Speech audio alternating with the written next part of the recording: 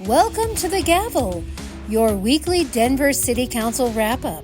Here's what happened this week. On Tuesday, May 21st, the Finance Committee sent to the full City Council a pair of contracts totaling $6 million for security services at sheltering sites. If approved, the funding will be used for 24/7 security at 3 sites: 4040 Quebec, 4685 Quebec Street, and 7525 Hamden Avenue. Expanded security has been in place since April 15th of this year, reducing the amount of 911 calls to 51, down from 73 the month before. The pair of contracts are for $3 million each, up from $400,000 previously. The additional money will be used to account for a higher number of requests in a short period of time. The city hopes to not use all of the $6 million. What if we continue down the same path that we are right now?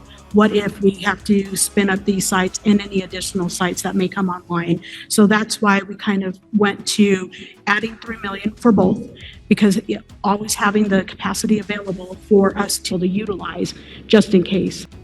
Security at these sites is unarmed and used for screening at entrances, city employee escorts, and secure assistance. The contracts will move on to the City Council in the coming weeks. On Wednesday, May 22nd, the Safety Committee heard a briefing on youth violence and economic hardship prevention programs. The Office of Children's Affairs addresses violence prevention with maternal and early childhood care, after-school programs, and have contributed $13 million into Denver's Head Start program, which has served 32,000 children to date. Special revenue funds support preschool programs, sports funding, and will give $1.2 million to community partners for support. The Youth Empowerment Program approaches high-risk groups with community partners for new experiences in a safe environment. They connect with families to offer help with resources and wellness at schools and events throughout the city. From prenatal support to help with employment after graduating high school, the office reaches kids with more than a dozen programs to make sure that they have basic needs met to achieve success in their present and future. Denver has evolved and changed over time.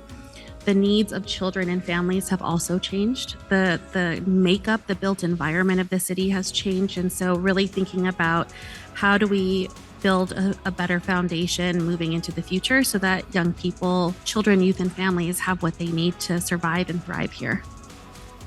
Also this week, the Safety Committee sent to the full City Council a contract with Housing Connector for $5 million to support the All in Mile High initiative by funding housing navigation and lease coordination. The money will also be distributed for rental subsidies and move-in financial assistance.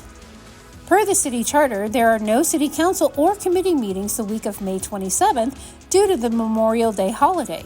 City offices will reopen on May 28th, and city council and committees will resume the week of June 3rd. You can find links to city council meetings, schedules, agendas, events, and news at denvergov.org/citycouncil. Denver City Council meets every Monday at 3:30 at the City and County Building Council Chambers, or tune in live on Denver 8 or Zoom. Be sure to follow us on Twitter, Facebook, and YouTube for Denver news, events, and information.